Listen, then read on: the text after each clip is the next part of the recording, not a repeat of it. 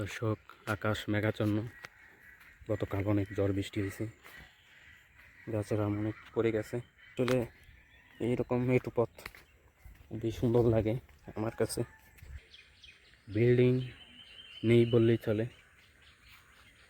দূর দূরান্তরে সব টিনের ঘর, সাধারণ জীবনযাপন এখানকার মানুষের।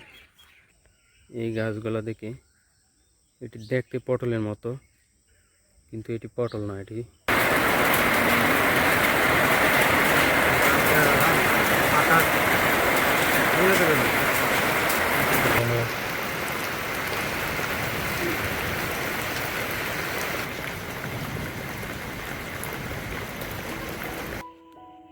দর্শক, আকাশ মেঘাচ্ছন্ন। গতকাল অনেক ঝড় বৃষ্টি হয়েছে, গাছের আম অনেক পড়ে গেছে। রাস্তা নেই, দুই দিকে গাছ, আর ওইদিকে লাকড়ির জন্য গরুর গোবর দিয়ে বানানো হয়েছে।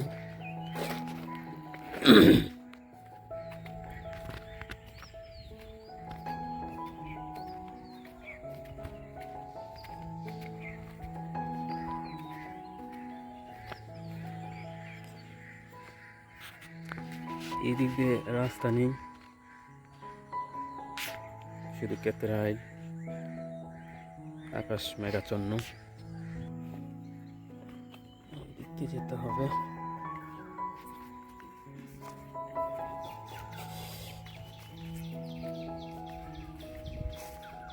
দিলে পতিত জমি, এখান দিয়ে যেতে হবে।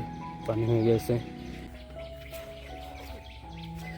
ওইখানে। আবার কি একটা মেশিন মনে হয়, পানির মেশিন।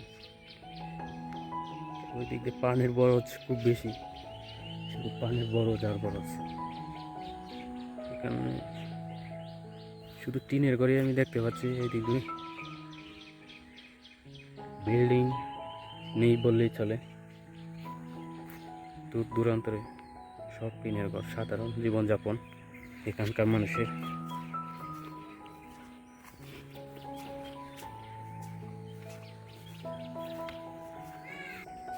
দর্শক, এখানে একটা জিনিস দেখে আমি খুব অবাক হলাম।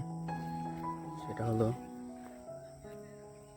এই গাছগুলা দেখে এটি দেখতে পটলের মতো, খুবই সুন্দর, কিন্তু এটি পটল না, এটি তেলাকোচা। এটি ফল এবং গাছের পাতা উভয়ই খাওয়া যায়। এগুলো দিয়ে তরকারি রান্না করা যায়, আর এই পাতাগুলা শাক রান্না করে খাওয়া যায়। এটি ঔষধি গাছ। এটি বিভিন্ন রোগের কাজ করে থাকে। পেটের সমস্যা, ডায়াবেটিসের সমস্যা, স্কিন, আরও বিভিন্ন রোগের কাজ করে থাকে। খুব অবহেলায় এই গাছটি বেড়ে উঠেছে, ফলনও বেশ ভালোই ধরেছে।